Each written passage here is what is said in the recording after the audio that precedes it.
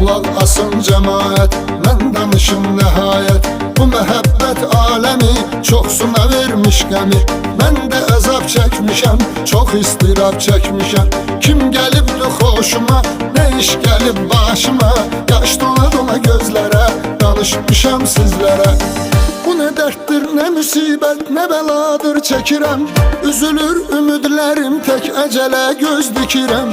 Bizim eşq bağçamızın gülləri soldu əbədi. Açmayır gözlərimin yaşını hər gün tökürəm.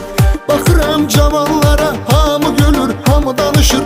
Doğrudan maraqlıdır, həyat qaynayır, qarışır. Amma mən cavanlığımı sevgimə qurban verirəm. Qara saçlar